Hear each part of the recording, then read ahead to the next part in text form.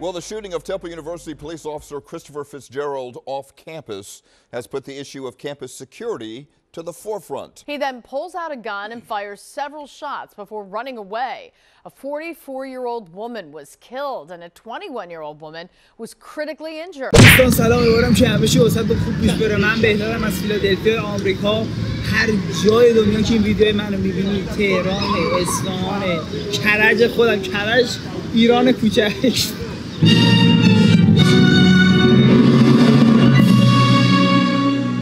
ایران فدای اشک و خنده تو.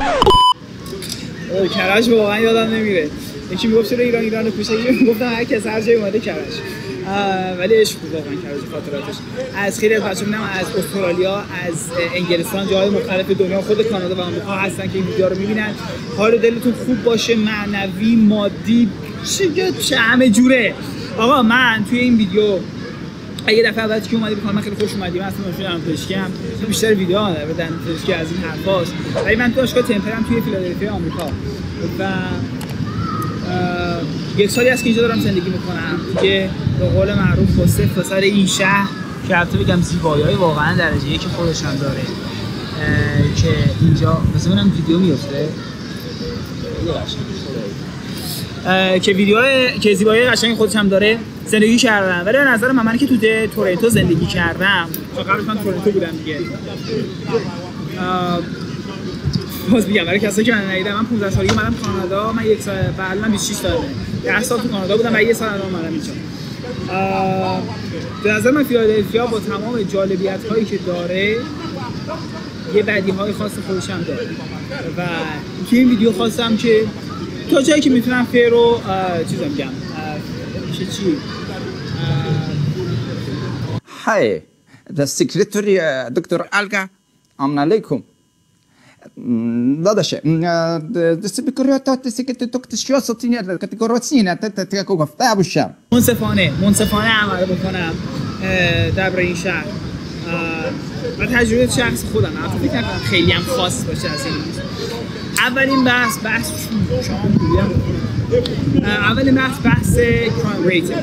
ببین ما یه عدی دانشگاه بهمون گفتش که نصب کنیم و اون عده مال چیز بود، مال بحث خطرناک بودن دانشگاه. چه بسا ما موقعی که می‌خواستیم چیز بکنیم ریکورد میشه دیگه. آره ریکورد میشه. ما موقعی که اومدیم دانشگاه اورینتیشن رو داشتیم، هفته اول که هفته معارفه بهش میگن فارسی معارفه بود، به ما حتی گفتن که چیکار بکنید که اگه یه نفر به شما توی سابوی اومد نزدیک شد، توی مترو اومد نزدیک شد، از این حرفا. و یه اپی هم ما نصب کردیم برای بحث جنایت و خطرناک از این حرفا. باورتون نمیشه گاهی وقتا روزی چند بار به ما این پیام میاد که آقا فلان جا یکی اومده حمله کرده با اسلحه، رابری بوده، چه می‌دونم با اسلحه، پلیس اومده، پلیس داره کلیر میکنه، فلان رحمان. خیلی وقتا آژیر و صدای پلیس رو میشنویم. من خودم سر کوچه‌مون که بودم دیدم یه دو تا ماشین، یکی از این اسکالایت‌های ماشین‌های کوپولوپول هست مال چیزا شاسی بلندای کادیلاک. یک حالا من سیاپوسی بود، من نمیدونم چیکار کرده بود، کشیدنش از ماشین بیرون، قپونی بهش زدن، کردنش تو ماشین. به تاثیر سنگینی بود. ترسیدم واقعا ویدیو بگیرم. حالا من نمیدونم قوانین قضیه داستان چیه.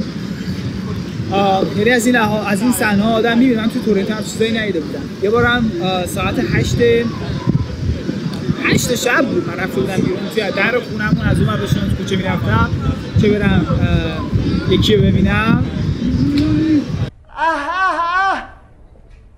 چندش یه دفعه حواسم توی گوشیم بود، از بالا نگاه کردم دیدم یکی همینطوری اومده توی چشم من داره منو نگاه میکنه. اینطوری من دستشم شد گریبه عقبم نگاه نکردم، فقط زودتر حرکت کردم و رفتم. مسئله است که آدم باید حواسش باشه. من از اون هم کلاسی‌هامون که دخترم هست بهشون باشون کاری نکردم، باشون حرف زدم. خیلی اوضاع خیته، خیلی اوضاع خیته. باشون حرف زدم، گفتن که گاهن جا مثلا ما میریم یک خیلی راحت ما تیکه میندازن و احساس امنیت نمی‌کنه. حالا میگفتن تو بزنی این دختر بودی چی میشد؟ بیشتر میگم بحث دیگه بحث اون مواد مخدره. اون چیز هست میگن یه روز زامبی میکنم از این حرفا. خودم چند بار دیدم داشتم برمیگشتم دیدم که تو کوچه ما همینطوری داره هد میزنه. بیشترم میگم. و اون البته کوچه رو من هیچ وقت نرفتم. میگن نزدیک دانشگاه هم هست. شما نزدیک دانشگاه اون نورفیلی شمال شمال فیلادلفیا و جای خطرناکه. الان که ما اینجاییم، اینجا سیتی هاله. اینجا واقعا میگن مرکز شهرش و از این حرفا بسیار هم جای زیباییه و مشکلی هم نداره. حالا خونه ما به نسبت از جایی کم بالاتره و مشکلی از اون لحاظ من میگم من شخصا اونقدر نداشتم، ولی مسئله مواد مخدر و دیدن معتاد دیگه کار هر روز ما شده. دیدن معتاد یه بحث، دیدن آدم بی خانمان هم یه بحث دیگه است که واقعا ناراحت کننده است از خیلی از لحاظ. این شهری بوده که کانستیتوشن آمریکا توش نوشته شده و کانستیتوشن چی میگن؟ یادم فقط ترنسلیشنش رو پیدا میکنم. قانون اساسی آمریکا نوشته شده و واقعا آدم ناراحت میشه وقتی میبینه چیزی که یک موقعی اینقدر خوب بوده الان اینقدر به همچین نقطه رسیدی که اینقدر آدم میخوانمان میده تقریبا خیلی از چهارراهاش. بحث دیگه بحث کثیف بودن این شهره. حالا این نسبت به تورنتو دیگه خیلی اویدنته. ببین شما خیلی جاها آشغال میریزن و متاسفانه سیستم خیلی خوب داره. با اینکه خیلی هزینه میکنم، خیلی از افراد هستن که توی خود سابوی، توی خود مترو رفتن بندگان خدا مسئولای همین کارن، آشغال رو دارن جمع میکنن، حریف این داستان نمیشن. دو اون من خاله همچین چیزی توی زندگی من ندیده بودم. ما توی تورنتو بودیم آشغالامون یا میذاشیم توی ریسایکل که بازیافتی بود یا توی آشغال بود. میشورن میگن چرا آشغال گفتن.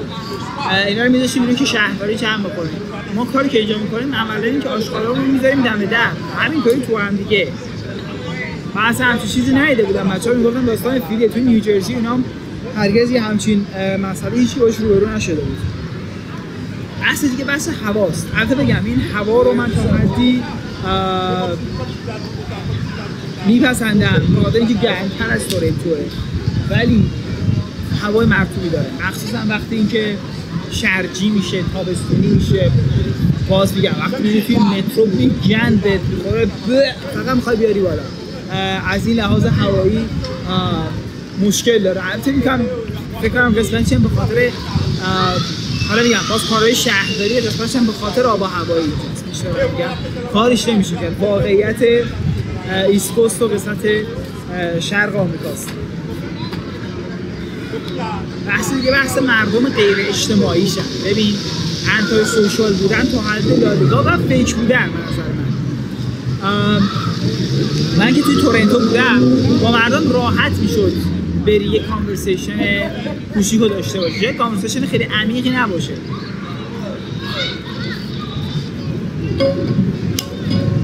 آقا لیمو رو من خیلی دوست دارم. کانورسیشن شاید خیلی عمیق نباشه ولی کانورسیشن خیلی عادیه، دوست خیلی شروع دوستی میتونه باشه. حالا شما در کالیفرنیا یا قسمت غرب آمریکا مسئله بسیار بیشتر. رفیق من که رفته بود سام میگفت حالا به اصطلاح گفته من نمیتونم بگم میگفت تو به نظرت خوبی دیگه لحاظ اینکه کانورسیشن استارت کنی. گفت آره. گفت ببین تو نیستی.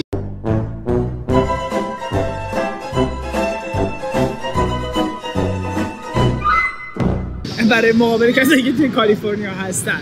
ولی من خیلی شنیدم توی مثلا غرب آمریکا خیلی مردم بیشتر سوشال هستن و آدم راحت تره. واقعا توی ایران هم من بگم مردم علاوه سوشال بودن بهترن. من یه بار باورتون نمیشه 5 سال پیش رفته بودم ایران، بعد خب حوصله‌ام سر رفت توی ایران. از عجیب و غریب بودن زندگی اینه که من با پدر مادرم اینش رو مستعمل کنم برای خانه نرم. مثلا 3 نفری باشیم یه بار بریم ایران. اینقدر همیشه من برای من کار بوده یا برای پدرم کار بوده، برای مادرم کار بوده. هیچ کدوم واقعا نشده که بتونیم واقعا 3 نفری بریم ایران. منم رفته بودم با پدر بزرگم بودم، خونه‌شون حوصله‌ام سر رفته بود. خوشم تمام کرج رفتم عظیمیه یه پارک دارن ایران زمین. مقابل جای از بازار شام. حالا بچه‌ای که توی کرج بودن میشناسن خیلی هم ممکنه بشناسن. جای بسیار زیباییه. بچه‌هاش اونجا فوتبال بازی می‌کردن. چند تا جوون اونجا نشسته بودن. آقا ما با اینا نشستیم حرف زدن و اینا. اول که یارو غذا بهش می‌خورد و پفش به ما تعارف که یکی از پفش یارو خورد. بعد با 2 نفر 3 نفر جور شدیم، بعد رفتیم یه جای دیگه. یعنی من با اینا رفیق شدم، تا رو ندیده بودم، رفتم یه جای دیگه، جای پامچال دور زدیم اومدیم.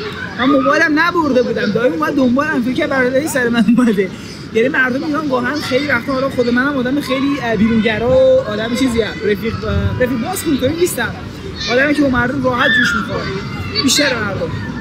ولی اینجا نه، اینجا هر کی سرش تو کار خودش شاید بگم باشه بیشتر فرهنگ آمریکاییه و بحث فیک بودن هم هست. خیلی ما حالا میگفتیم توی ایران مردم فیکن، مردم ایران فیک نیستن. فیک ندیدی، فیکه یا کیکه؟ واقعیه؟ کیک بود. من گفتم آمبولانس ها، یکی دومش آتیش گرفته. فیک میگفتن توی خیلی از مردم که توی ایران هستن، فیک ندیدی شما. ببخشید من دیگه خودم دستم باید باشه که هم کامرامن خودم باشم و هم سخنور و هم ایده پرداز و همه مسائل خودمون. مردم اینجا خیلی فیکن، توی روت میخندن، پشت سر تیست دیگه میگن، میفهمی. خیلی وقتا خیلی از همکلاسیات خیلی چیزا رو میدونستن و شما نگفتن درباره که اساینمنت ها میاد. و من چیزی که با هم اتاقه خودم داشتم که دوست نداشتم، تو ویدیو گفتم من شما رو واقعا به عنوان رفیق حساب نمی‌کنم. رفیق تعارفی داره، یک معنی داره، میتونم روش حساب بکنم، ولی رو شما نمیتونم حساب بکنم. البته میگم همه اینطوری نیستن. ما اون رفیق سفیدپوستمون که تازه دیگه، حالا من میگم من یه بچه‌ای که می‌بینم، من یه رفیق خیلی خوب دارم زیاد که عراقی آدم فکر می‌کنه مسیحی هم هست، خب بالاخره تقریبا نزدیک خودمون. هر دفعه این زیاد با بره توی جای من یکی بشینه. آخه چرا؟ ولی رفیق چند رفیق خیلی خوب اینجا پیدا کردم که چیزن، خود آمریکایی ان. باورتون نمیشه قبل از اینکه لب آردیدو من شروع بشه، تازه اونقدر ما با هم دیگه نزدیک نبودیم. بهم یه تکست داد که شوخی کرد که گفت من رفتم بار چند تا جمجمه شکوندن، دندون میخواد، دندوناشو توی چیز گذاشته بود. من فهمیدم ما باید دندون میآوریم سر کلاس. به فکرش بود که ریچارد بکنه برسه با آدم بگه که این مسئله هست. همیشه دارم میگم آدمای خیلی درست حسابی و رفیقای درجه کم پیدا میشن، ولی به نظر من خیلی از افراد آدمای فیک و دروغی هستن که نمیشه خیلی با هم بهشون اعتماد کرد. یکی از درس زندگی بود که ما برای دفعه اول چشیدیم و با هم میششیدیم. بحث دیگه بحث رانندگیه. خدای من اصلا من رانندگی برای خودشون بذارم کنار، اصلا اینجا انگاری قانون جنگل حاکمه. من داشتم میرفتم دانشگاه، سبز بود چراغ عابر پیاده، یارو همینطوری اومد داشت از من رد میشد با ماشین. اصلا برگشتم مثلا یکی هم یه خانومی داشت رد میشد، یه خانومی داشت رد میشد، گفت براشون مهم نیست، کسایی که توی فیلی هم براشون مهم نیست. ما خودش توی چیز بود، توی سابرز بود، توی هومو اطراف زندگی میکرد.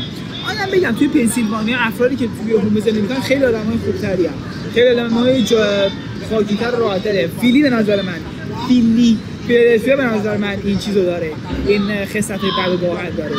میگم مثلا براشون مهم نیست و واقعا انگاری از رو آدم رد میشن. من براتون مثال بزنم، یعنی قشنگ احساسی که من داشتم، من میگم رفتم ایران، توی خدا رحمت کنه پدر بزرگم چند مدت پیش فوت شد. من با پدر بزرگم منو برد توی بازار بزرگ تهران و میدون توپخانه و اینا. من برای اولین بار بود اونجا، واقعا خودم ترسیدم، احساس کردم که واقعا انگار قانون جنگل حاکمه. اگه همینجا من یک ماشینی به من بزنه انگار به هیچ جای هیچ کسی نیست. به هیچ جای هیچ کسی نیست واقعا اصطلاح زشتی ببخشید، واقعا به کسی نیست. خب واقعا این احساس آدم گاهی وقتا تو فیلادلفیا داره. من که داشتم رد میشم یارو برای من بو میزد، انگوش به من نشون داد که تو چرا داری دیر رد میشی، چراغ من سبز بود. دیگه خودش معلومه دیگه.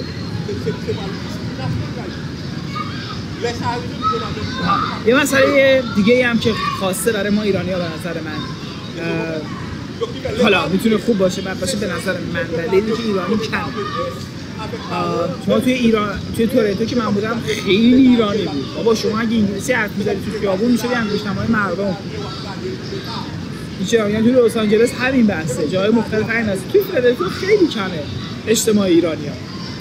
حالا این میتونه خوب باشه برای که شما میخوای فرهنگ اینجا رو یاد بگیری و از یه لحاظ دیگه میتونه خوب باشه. ما توی یکی بچه یارو هست توی ویدیو من از اولش بکنم پولش رو یکی نداده داره فوش میده یارو، نمیدونم چی داستانی، چرا اینقدر داد میزنه؟ ما که یوتیوب داریم میسازیم اینقدر داد نمیزنیم. داشتم میگفتم یکی از الگوریتم‌های خوبش بخواید نگاه بکنیم که مثلا جایی مثل تورنتو انقدر ایرانی هست که احساس خاص بودن نکنی وقتی بری با یه ایرانی دیگه حرف بزنی، ولی اونقدر ایرانی نیستش که شما احساس مثلا اگه بخوای یک نفری رو مثلا بری بیرون باش دیت بکنی با یه دختری از 2 نفر نبگیری توی مثلا 2 تا جمع مختلفی نمیتونی مثلا اون جمع خیلی بیای بری سایه بازی میشه دیگه، تعارفا رو بذاریم کنار، خیلی پر رو باشین کارو بکنیم. ولی اینجا چون یارو احساس میکنه ایرانی خیلی نیستش خیلی راحت‌تر با هم میتونین جیش بخورید. اینم از این لحاظ نظر من خیلی مهم‌تره. چه حرکت زشتی بود واقعا. نه دیگه نه، این وضعیت درست نیست آقا، این وضعیت زشته، کثیفه، مستهجنه. خب البته من اینا رو گفتم، حالا اشاره ویدیو هم در مورد خوبی‌های فیلادلفیا بسازم. سوال پیش میاد که خود گیجت برای چی اومدی اینجا؟